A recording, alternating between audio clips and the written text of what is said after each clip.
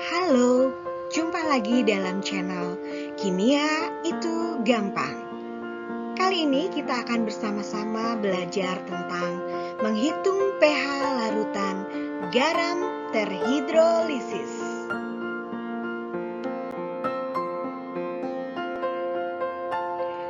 Satu, garam yang berasal dari basa kuat dan asam lemah.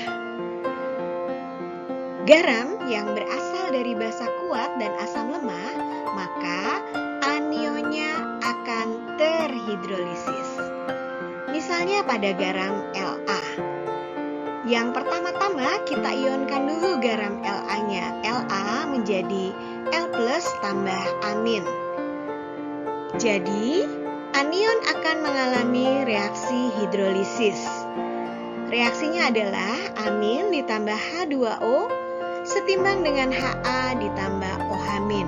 Kita lihat di sini, amin menerima H+ dari H2O sehingga menjadi Ha.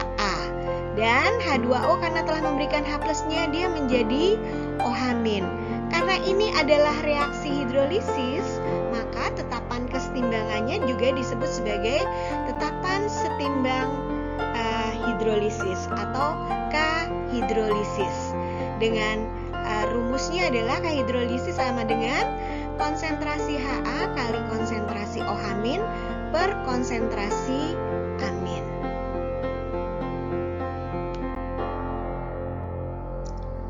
Tetapan kesetimbangan hidrolisis atau KH sama dengan konsentrasi Ha kali konsentrasi OH- per konsentrasi amin. Karena konsentrasi Ha sama dengan konsentrasi OH-, maka KH bisa ditulis sebagai konsentrasi OH- kuadrat dibagi konsentrasi amin. Sehingga kita bisa menghitung konsentrasi OH- kuadrat sama dengan KH dikali konsentrasi amin. Atau konsentrasi OH- sama dengan akar KH dikali konsentrasi amin. Karena amin adalah anion garam, maka rumusnya bisa kita tulis sebagai konsentrasi OH- sama dengan akar KH dikali konsentrasi anion garam. Selanjutnya, kita akan mempelajari hubungan KH atau K-hidrolisis, KW atau tetapan kesetimbangan air, dan Ka atau tetapan kesetimbangan asam. Kalau kita punya asam lemah Ha, dia akan terurai sebagian dalam reaksi kesetimbangan menjadi H+ ditambah amin, di mana tetapan kesetimbangannya kita sebut sebagai Ka. Lalu tadi kita sudah belajar tentang reaksi hidrolisis dari amin ditambah H2O setimbang dengan Ha ditambah OH- dengan harga Kc adalah K-hidrolisis. Kita lihat sama-sama di sini ya. Kita bisa mencoret amin, kita coret ya aminnya. Lalu Ha-nya juga kita coret Ha-nya.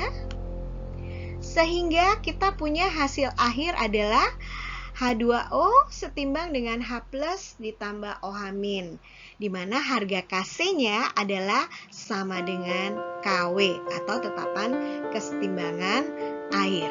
Nah, masih ingat waktu kita belajar tentang kesetimbangan dahulu, kalau ada seperti ini, maka kita bisa lihat hubungan Kw sama dengan Ka dikali Kh. Jadi, kalau kita mau menghitung KH sendiri, KH sama dengan Kw dibagi Ka. Nah, jadi rumus konsentrasi OH- sama dengan akar KH dikali anion garam. Karena tadi kita sudah menghitung KH sama dengan Kw dibagi Ka, maka rumus tersebut bisa dirubah menjadi konsentrasi OH- sama dengan akar Kw per Ka dikali konsentrasi anion garam.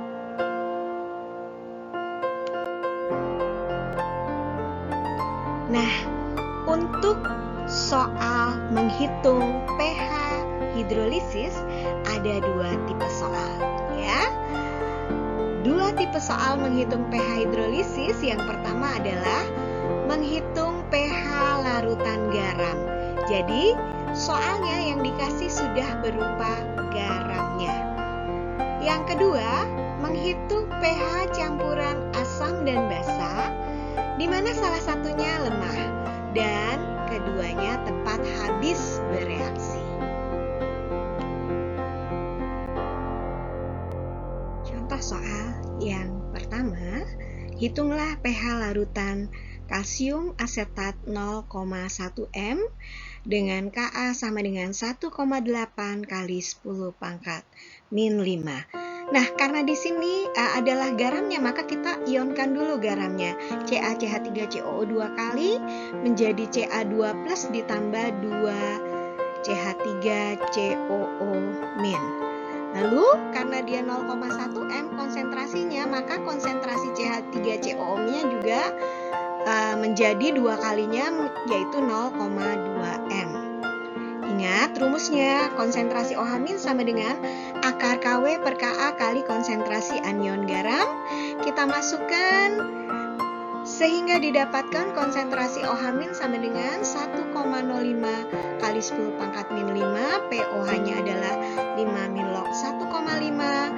pH-nya sama dengan 14 min 5 min log 1,05, yaitu tepatnya adalah 9,02.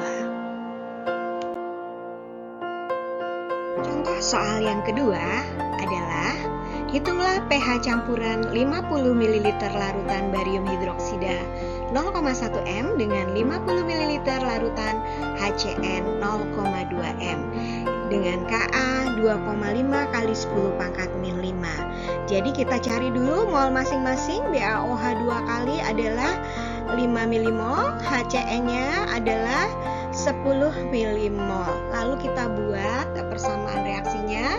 Jangan lupa disetarakan. Mula-mula kita masukkan 5 milimol BaOH 2 kali dan 10 milimol HCN. Karena kedua-duanya tepat habis bereaksi, sehingga setelah reaksi terbentuk garam BaCN 2 kali sebanyak 5 milimol. Nah, lalu kita uraikan deh garamnya. BaCN 2 kali menjadi Ba2 plus ditambah 2Cn min. Jadi kalau misalnya nanti BaCN 2 kalinya 5 milimol, maka Cn min-nya ada 10 milimol. Jangan lupa kita rubah molnya menjadi molaritas. Sehingga konsentrasi Cn min 10 milimol dibagi volume campuran yaitu 100 didapatkan 0,1. Lalu kita ingat rumusnya, konsentrasi OH- sama dengan akar KW per Ka kali konsentrasi anion garam.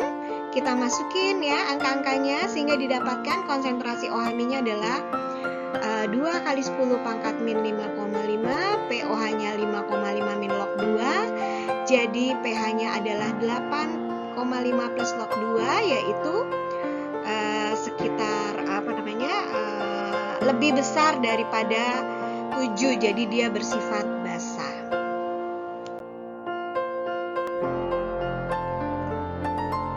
Tipe garam yang bisa terhidrolisis yang kedua adalah garam yang berasal dari asam kuat dan basa lemah. Garam yang berasal dari asam kuat dan basa lemah, maka kationnya yang akan terhidrolisis. Misalnya pada garam NH4Cl. NH4Cl terurai menjadi NH4 plus tambah Cl min. Kationnya adalah NH4 plus ya. Maka kation akan mengalami reaksi hidrolisis. NH4 plus ditambah H2O setimbang dengan NH3 ditambah H3O plus. Karena ini adalah reaksi hidrolisis, maka tetapan kesetimbangannya disebut juga sebagai tetapan kesetimbangan hidrolisis, di mana harga KH sama dengan konsentrasi NH3 kali konsentrasi H3O plus per konsentrasi NH4 plus.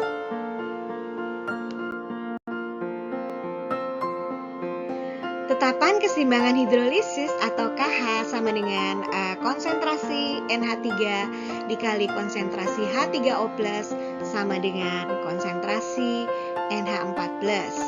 Karena konsentrasi NH3 sama dengan konsentrasi H3O+, maka rumus KH bisa ditulis sebagai sama dengan H3O+ kuadrat dibagi konsentrasi NH4+. Dengan kata lain, konsentrasi H3O+ kuadrat sama dengan KH dikali konsentrasi NH4+, atau H3O+ boleh kita tulis sebagai H+ ya. Maka konsentrasi H+ adalah akar dari K hidrolisis dikali konsentrasi NH4+. Nah, karena NH4+ adalah kation garam, maka rumus dari hidrolisis ini atau konsentrasi H+-nya sama dengan akar K hidrolisis dikali konsentrasi kation garam.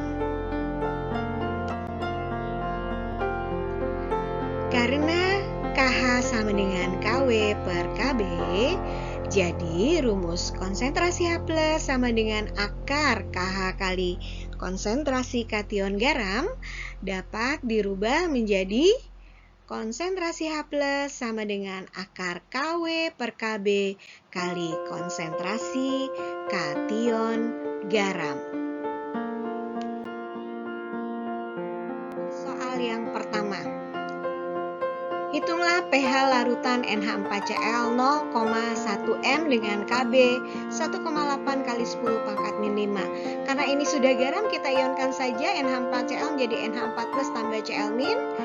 Kalau konsentrasi NH4Cl-nya adalah 0,1, maka NH4+-nya juga 0,1 m. Kita ingat rumusnya, konsentrasi H+ sama dengan akar KW per KB kali konsentrasi kation garam. Kita masukkan angkanya, konsentrasi H+ sama dengan akar 10 pangkat min 14 dibagi 1,8 kali 10 pangkat min 5 dikali 0,1. Didapatkan 7,45 kali 10 pangkat min 6, pH-nya adalah 6 min log 7,45, tepatnya 5,1.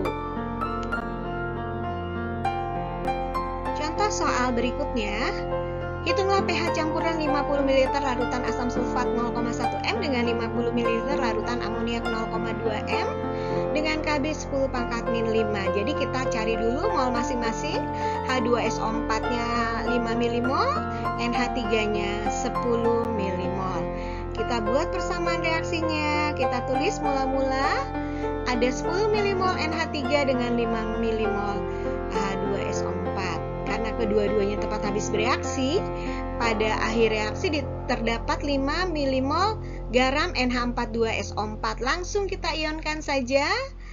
Jadi kalau garamnya 5 mmol, maka kationnya atau NH4+-nya 10 mmol.